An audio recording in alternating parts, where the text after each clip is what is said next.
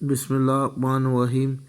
इय्याक नअबुदु व इय्याक नस्तईन। अस्सलाम वालेकुम स्टूडेंट्स, आज हम लोग बैंक रिकॉन्सिलेशन चैप्टर का क्वेश्चन नंबर 13 सॉल्व करने लगे हैं सुहेल अफजल की बुक से।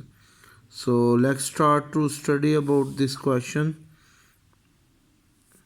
The bank statement account number 16 of Mr. Slim showed an overdraft balance of rupees 1,34,300 on December 2016। सो यहाँ पे ओवरड्राफ्ट बैलेंस दिया हुआ है, ठीक है। और ओवरड्राफ्ट बैलेंस आपको पता है, सबसे पहले आपको पता है नाम लिखना है, फिर बैंक रिकॉन्सिलेशन स्टेटमेंट, फिर डेट लिखनी है। ये प्रोसीजर से तो आप आगाह हैं। और फिर सबसे पहले हमेशा बैलेंस लिखा होता है, ठीक है। सबसे पहले हमने क्या लिखना है, बैलेंस। तो क्वेश्चन में बैलेंस दिया हुआ है overdraft balance as per bank statement. आप सब जानते हैं बैंक स्टेटमेंट किसको कहते हैं, पासबुक को, ठीक है। तो पासबुक का जो बैलेंस होता है वैसे तो डेबिट होता है, लेकिन ये ओवरड्राफ्ट है, तो ओवरड्राफ्ट पासबुक का बैलेंस वैसे तो क्रेडिट होता है ना, लेकिन जब ओवरड्राफ्ट आ जाता है तो फिर हम लोग उसे डेबिट करते हैं। ये बात आप सब जानते हैं, ठीक है। तो ये डेबिट साइड पे लिखा गया है। इसके बाद हमने नेक्स्ट एंट्री को पढ़ना है। आप लोग अपनी बुक से देखिएगा। अ check for ₹4320 wrongly credited in the bank statement on 18 December and being dishonored again debited in the bank statement on 1st January 2017. There was no entry in the cash book about the dishonor of check until 15 June 2017। तो बेटा इसके बारे में एक note लिखा हुआ है, अगर आप अपनी बुक्स पे देखिए लास्ट पे आंसर के बिल्कुल पास, the cheque 4320 debit in the cash book and credit in the passbook 31 December itself. तो ये ना 31 दिसंबर तक ना ये जो चेक था 4320 का, ये डेबिट भी हो गया हुआ है, क्रेडिट भी हो गया है। लेकिन जो डिसऑनर हुआ है ना, डिसऑनर का मतलब है इसकी पेमेंट से इनकार हुआ है, वो अगले साल हुआ है। तो आपको पता है हम कब से ये स्टेटमेंट बना रहे हैं, हमारी स्टेटमेंट की डेट है 31 दिसंबर 2016। तो ये जो नो एंट्री हमने लिखी है ना, आपने क्वेश्चन रीड किया, तो ये बेसिकली अगले साल की एंट्री है। तो अगले साल की एंट्री हम नहीं करेंगे, ठीक है। हम तो सिर्फ इस साल की एंट्रीज करेंगे।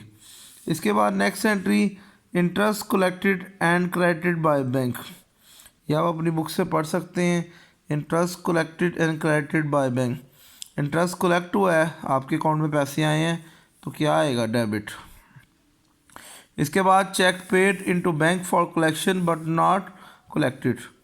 यहाँ पे अगर आप बुक से पढ़े तो वहाँ पे क्या लिखा हुआ है, cheque ₹82,000 paid into bank for collection on 30 December but cheque amounting 30,000 were collected on 7 January 2017। तो 82,000 का चेक आपने बैंक में जमा कराया है 30 तारीख को दिसंबर की, लेकिन ये जो चेक था इसमें से 30,000 के जो चेक थे वो इस साल जमा नहीं हुए, वो अगले साल जमा हुए हैं। इसका क्या मतलब हुआ कि 30,000 रुपये के जो चेक हैं, ये जो 30,000 के चेक हैं, ये इस साल कलेक्ट नहीं हुए। आपको पता है ना, हमने नॉट कलेक्टेड अनकलेक्टेड वाले अमाउंट लिखनी होती है। जो कलेक्ट हो गया वो तो BRS में नहीं ना लिखेंगे, वो तो आपकी एंट्री होगी। तो 82,000 में से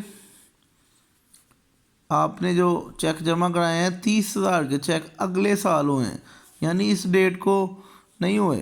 तो इस डेट तक हम जब लिखेंगे तो हम यही लिखेंगे ना कि नॉट कलेक्टेड, यानी इस डेट तक जब हम ये काम कर रहे हैं तो 30,000 रुपये के चेक कलेक्ट नहीं हुए, तो वो क्रेडिट साइड पे लिखा जाता है, जबकि बाकी जो डिफरेंस है वो कलेक्ट हो गए होंगे। एग्जैक्टली। नेक्स्ट पढ़िएगा।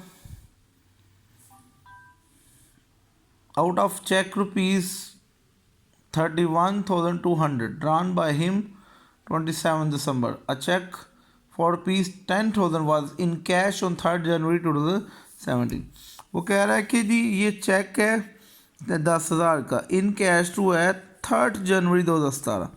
भाई 3rd जनवरी तो अगला साल है, हमारी स्टेटमेंट तो 2016 को बन रही है। यानी ये जो 10,000 रुपये का चेक है, जो बाकी 31,200 में से सिर्फ ये 10,000 का चेक कैश नहीं हुआ, नॉट कैश्ड अप। ठीक है, यहाँ पे आप लिखेंगे 10,000 चेक, इसका मतलब यही हुआ ना 3 तारीख को अगर ये कैश हुआ है तो इस साल ये 2016 तक ये कैश नहीं हुआ, तो इसीलिए जो कैश नहीं होते नॉट कैश अप वो 10,000 वो डेबिट साइड पे लिखा जाएगा। अनप्रेजेंटेड या अनकैश्ड अप चेक वो डेबिट होते हैं।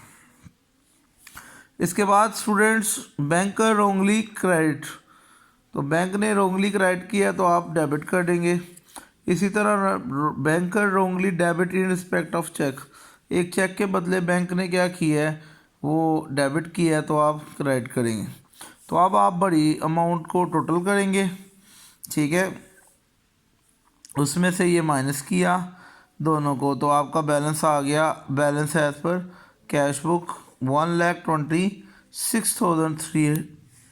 ठीक है, तो करने का स्टाइल आपको बता दिया हुआ है। जो टोटल करना है बड़ी अमाउंट दोनों तरफ लिखी जाती है और जो छोटी अमाउंट है वो मतलब अपोनेंट साइड पे जो वो आप माइनस करेंगे। तो बेटा ये आपका आंसर है। अब इसके मुतालिक क्वेश्चन नंबर 13 के हवाले से आपका कोई क्वेश्चन है तो आप पूछ सकते हैं। ठीक है, आप वीडियो पॉइंट पे लाइक लाजमी किया करें। ठीक है सब student, thank you very much.